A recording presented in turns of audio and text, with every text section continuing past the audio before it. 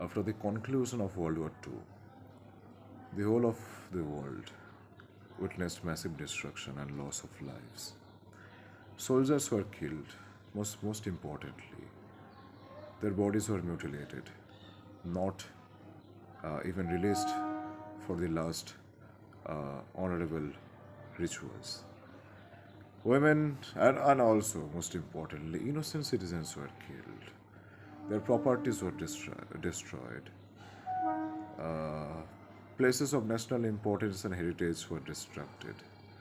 Women taken in as sex slaves. Men, irrespective of age, taken in like bonded laborers without any rules.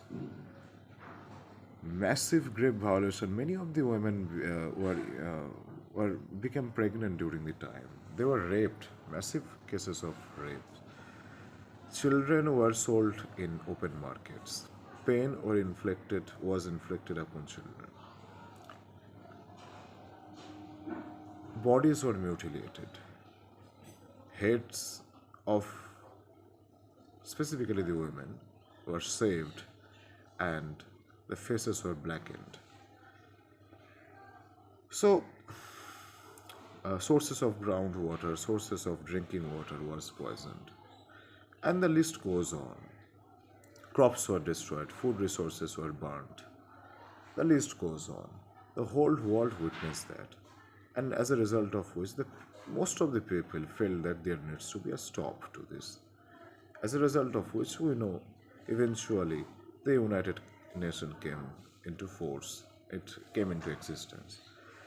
And also, as a byproduct of that, the UDHR, Universal Declaration of Human Rights, also slowly came into effect. Most of the people of the world, most of the countries came together. I obviously am using the word most because even then, there are many countries who didn't feel the necessity of it. Anyways, so most of the countries came together and they collectively agreed to the uh, fact that human rights needs to be introduced among the human societies. So UDHR came into force, and most countries tried to enforce that through their statutory laws. When the Indian Constitution was being made, the framers of the Indian Constitution thoroughly felt the necessity of the human rights because they have seen most of the framers were also included the freedom fighters as well. They have seen in ground reality the reality of it. They have seen how the citizens of India faced discrimination and consequences of pain and how they were unfairly treated, how their human rights were exploited every day. That is why they wanted to emphasize on personal rights uh, more than collective rights. So, as a result of which, the fundamental rights came into force, came into account in the Indian Constitution.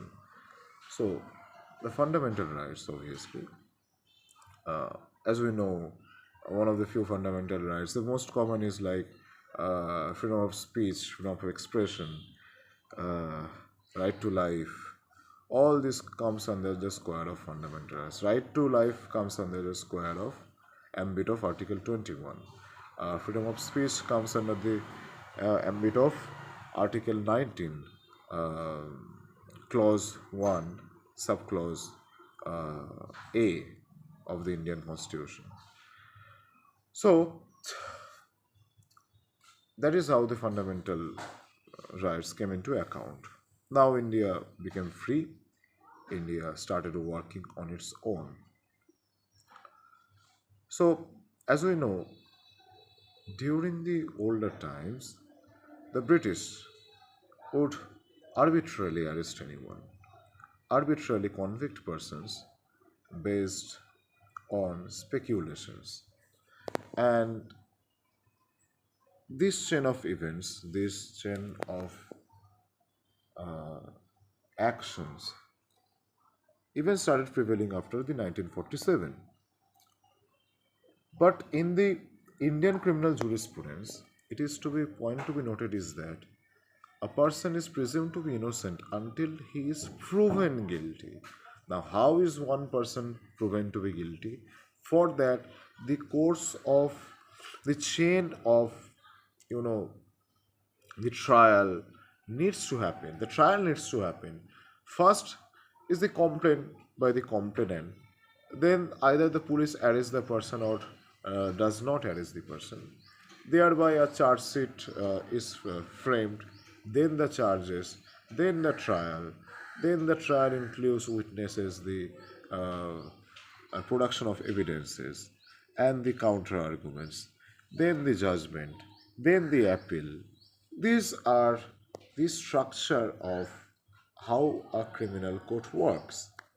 Now imagine a person, if he is executed in the name of encounter just before, even before his trial begins. Think of that. A police arrests a person based on suspicion, and then the person is executed through encounter even before his trial begins. What if the person was innocent? What if the person was innocent? That means the state, through its state machinery, just killed an innocent man based out of suspicion, or, let me rephrase it, based out of convenience. Also think of a situation where an innocent person undergoes the trial, and as we know, it takes a lot of time, sometimes years in fact, for the judiciary to complete the whole process. And that is also a different topic altogether, why it takes a lot of time for the judiciary. We are not discussing that. But let the process end, right? Let the process end. So during those process, let's suppose a person who is arrested and is in the custody. He spends years of his life, like 15 years maybe, 16 years, in custody, and then he is proven to be innocent.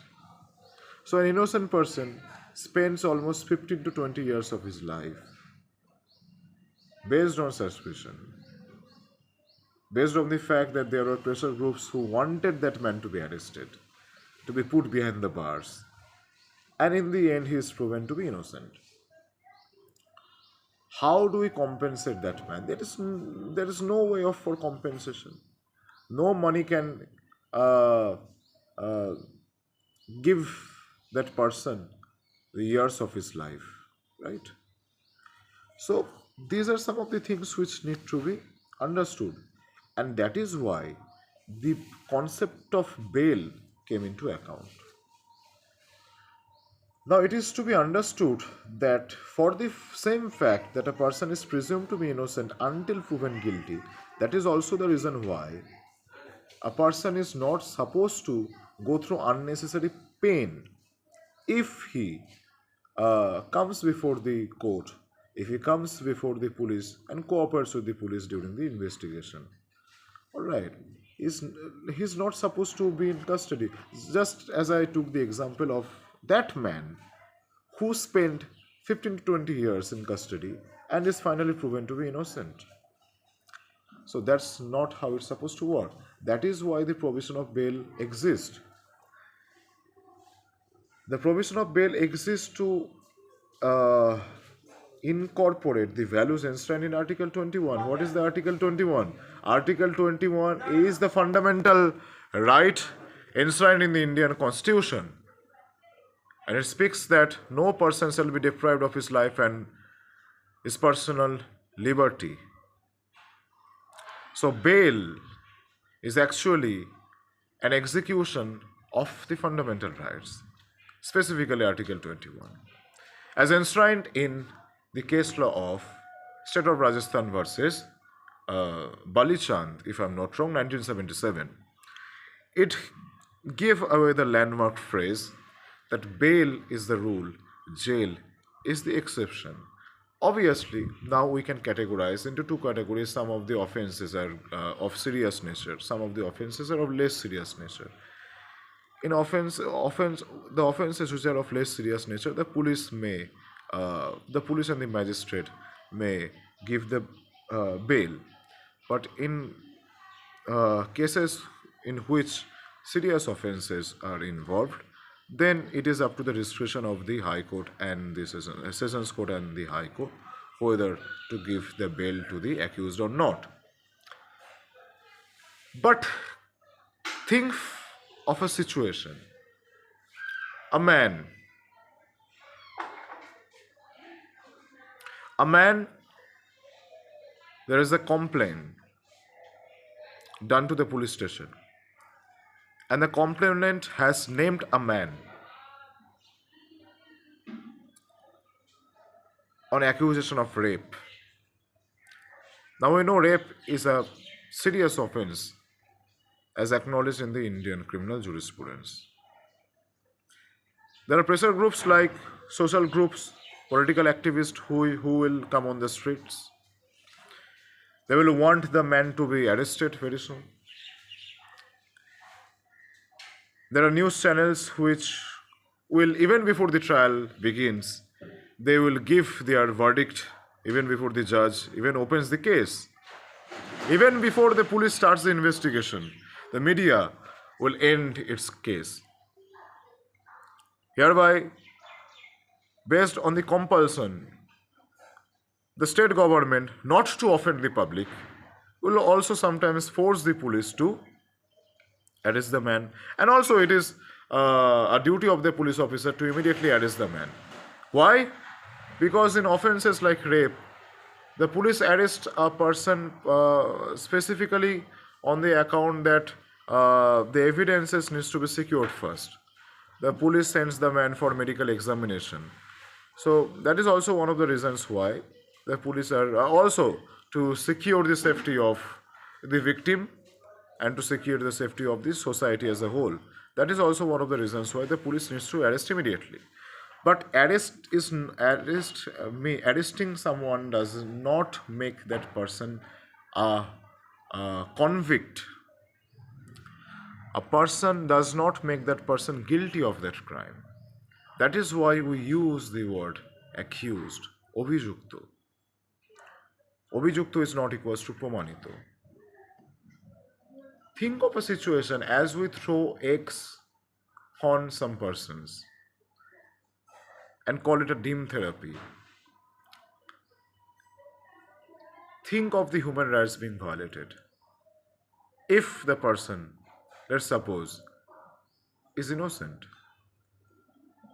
Such occurrences happened during the times of the medieval period, when, just as I said, during the Nazi era, the Jews, women of Jewish heritage, lineage, were publicly ashamed, their heads being shaved, and similar sights were prevalent during those times. Eggs were thrown.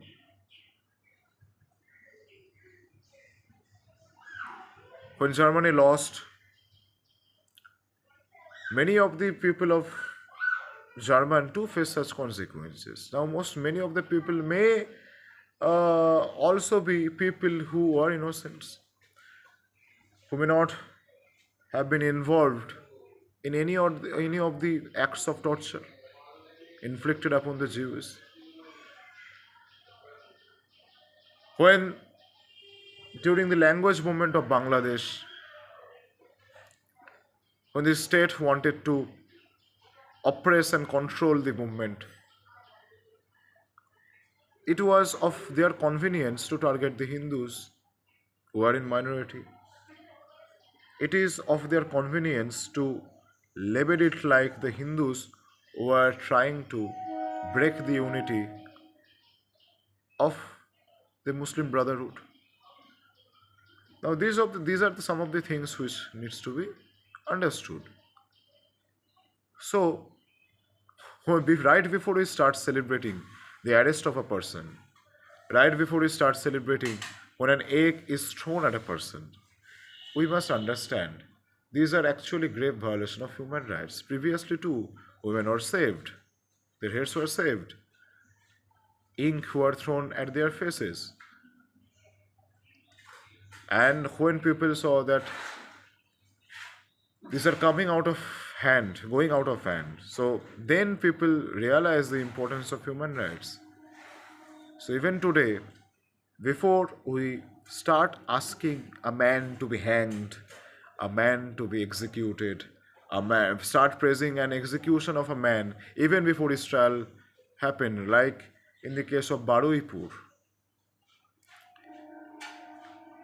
We don't even know whether the man was actively involved or he was just a person who knew about the information, or even if the person was involved, in fact, even in that case, even in that case, there are provisions of punishment according to the nature of the offense committed by the accused. If I only know about it, but I am not an active participant, my nature of offense, my commitment to the offense is of less severe nature, and the person who has actually committed the offense is obviously doing the act of uh, a, of grave offense of a serious nature. So both of the persons uh, punishment will not be the same. So even before the trial happens, even before the trial starts, even before the judge opens the case, counters counter examines the witnesses and the evidences produced by the investigating agencies. The police sometimes arrest a person just out of their convenience, just to end the case. I'm not talking about the Baruipu specifically. In many instances, this happens, right? So, thereby, it is the duty of the judge to look into the authenticity of the and the credibility of the evidence being produced. Evidence being produced. So that is why it is important to go through the whole process of the criminal jurisprudence. But as we see, it is not being done sometimes. That is it. I was talking about bail. Sometimes people get offended when, let's suppose, a murder accused or a rape accused person gets a bail. Generally, it does not happen, but sometimes it happens, right?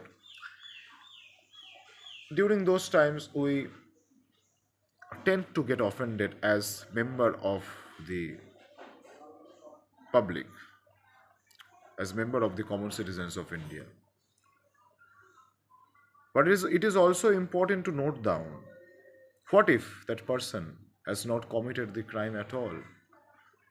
We wanting that person to end up in jail for the rest of his life, even before the completion, even before the completion of the trial, that is not something which we should ask for. Let the completion of the trial happen. Let the judge give his judgment.